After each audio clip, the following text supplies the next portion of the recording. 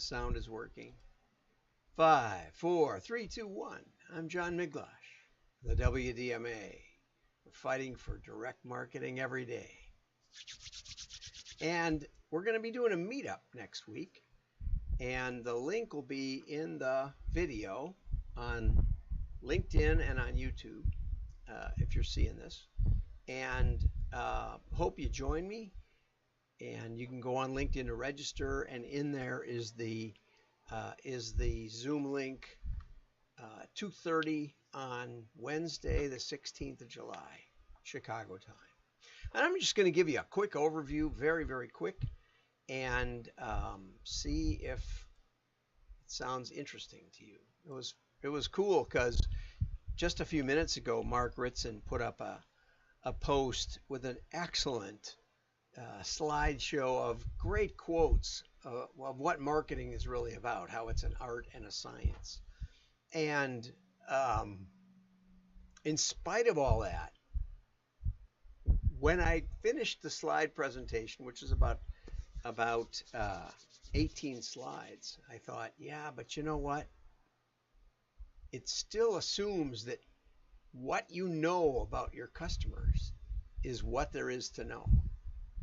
And as Solomon once said, what's lacking cannot be counted. I think it's in the book of Proverbs. And so let's talk a little bit about survivor bias. Why marketing often aims for the wrong target. See that? Right. So let's see if we can get this to click to the next one. Okay, you've probably heard about dolphins pushing drowning sailors to shore. But of course, if a dolphin pushes a sailor offshore, you're not going to hear the story unless some boat picks him up. And the famous story is about a study that was done for I think it was for the U.S. Navy. And they plotted very carefully, and these are all sort of urban legend pictures, but I grabbed one, and they plotted where the bullet holes were in aircraft that had been shot up, and at the beginning they said, okay, well, we can armor where the planes tend to be shot, and so they were. It doesn't really make sense, though, to armor way out here. And a statistician looked it over and said, well, maybe we should be arming the places where there aren't bullet holes, because those are the fatal spots on the airplane. If you hit those, then the plane doesn't get back, and the cockpit also, of course. And that's what they did, apparently. And how does this apply to marketing? That's the real question. Okay. Look where the bullet holes aren't, and here it is. And this is from Sketch Planations. That's excellent. We need heavier armor where they're getting hit the most, or perhaps they get hit evenly and planes hit in the most vulnerable parts don't tend to return. So, just to tell you a few stories. So, Windham Hill Records hired me, and I walked into their San Jose office, and they said, all of our customers are male, 35 to 55, high income, high education, but those lists don't work for us. And, sometimes the hardest part about being a consultant is not to laugh when they say things like that. And I said, even if all your customers, if 100% were that demographic, it doesn't mean that everybody in that demographic, first of all, wants to read your catalog, but secondly, likes your music. And so I suggested that instead of fixating on that target, on those bullet holes, that perhaps they should change their aim to people who like their music. And I suggested they were selling 4 million CDs a year, and those 4 million were an opportunity. I said, have you ever thought of putting a little card in the CD explaining that you have a catalog and a sampler in the catalog to listen to more of our music? Well, they had never done that, so they did it. And within a few months, we had generated 600,000 responses. Don't have to rent many names after that. And when we mailed them the catalog, we generated 90,000 new buyers. It worked so well that, and they, their growth exploded, the profitability, because they were selling direct, so their margins were better, that BMG bought the rest of their stock, and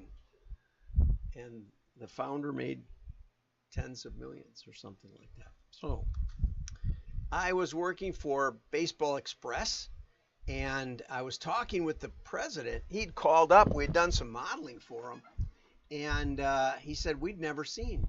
He was calling to tell me, he said we'd never seen that kind of response rates before, because you can actually figure some stuff out about who your customers are.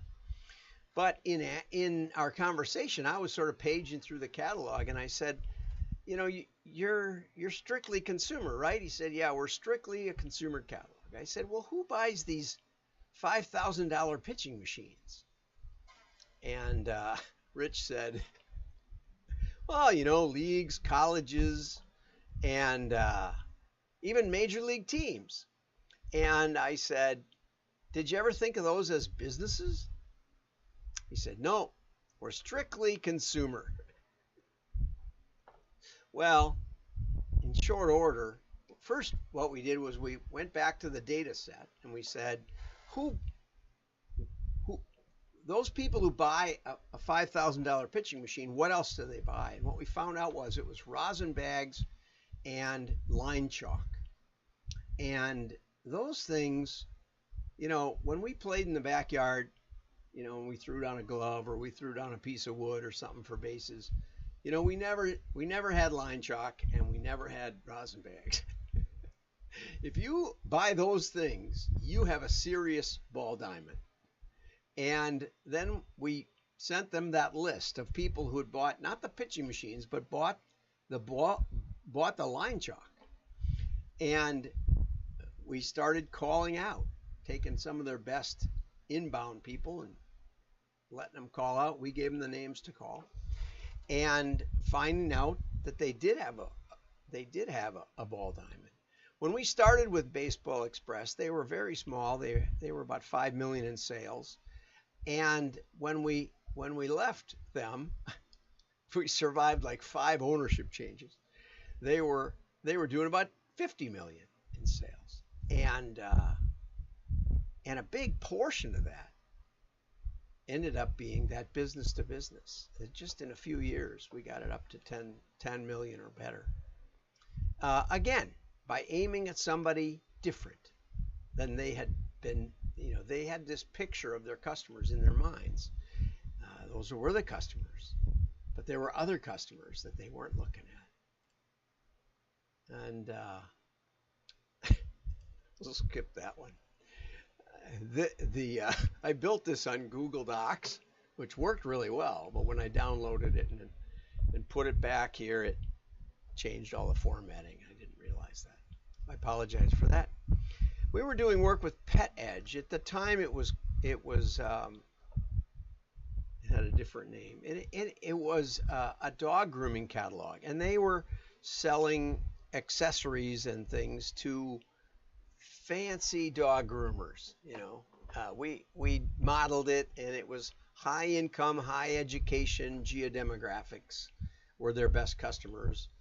Fifi the Poodle model, we called it, and we made a lot of profit for the company. The president called up and said, you guys did like 40% more profitability per catalog than we did, and you don't even know our business.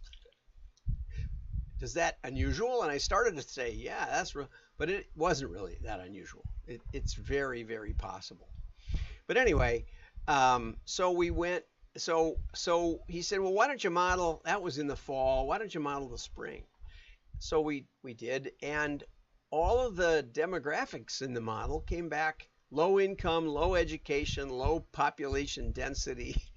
It was all low high school graduation rate. It was totally the opposite. I was pretty convinced our computers were broken. But I had a friend with a couple of dogs. I called him up. I said, Johnny, do you ever get your dogs groomed? He said, no. He said, what do you mean groomed? I said, like a doggy haircut. Oh, sure. So right away I knew we had a disconnect in the terms. I said, well, tell me about it. He said, well, the weather's getting warmer, usually in the spring. The dog's full of burrs. The dog likes it. I said, do you care what your dog looks like when you get it done? He said, no. I said, where do you get it done? He said, oh, the pet store or the kennel or even the vet sometimes has a special weekend where you can bring your dog in. And all of a sudden, we found that there was this giant market within our data. It was within our customer file, but it had never been seen before. And one of the beauties of direct mail is we could carefully segment. We could mail the dog groomer catalog to the dog groomers. We actually segregated the two by creating a data set of products that only a really serious groomer would ever buy. They had some scissors that were $300 a piece or some crazy thing like that. And then, and we made sure those people that bought the really high-end product, high-end shampoo, lift tables, all kinds of stuff, that those people continued to get the serious dog groomer catalog. But on the other end of the spectrum, the dog clipper market, as we called it, those people got the package deals, start clipping dogs for $99.95, and they got a couple of gallons of the cheap dog shampoo and the cheap clippers and the vacuum cleaners and all that stuff. And in the middle of a recession, we grew their sales 20%, and we grew it 20% the next year and 20% the next year. And this is the kind of thing you can do when you start to think or gather data or look, not on the customer profile you've got, but on other opportunities, on the anomalies, on the customers who call with weird questions. These things can come from a number of different places. And in fact, one of my, I don't know, happened on these, but you can hire somebody who's good at noticing weird stuff and asking weird questions. And that may be the next step for you. But anyway, we're going to be getting together and we're going to be talking about our experiences. And we've got some great people coming. Ray Van Eiderson from USPS, and I always forget, but when you go to the link, you can see the people that are registered. There's some really, really smart people coming, and I can't wait to hear their stories about surprises where they found entirely new markets and massive growth in areas that they had never seen before. Hope you can join me. Go over and register. Have a great day.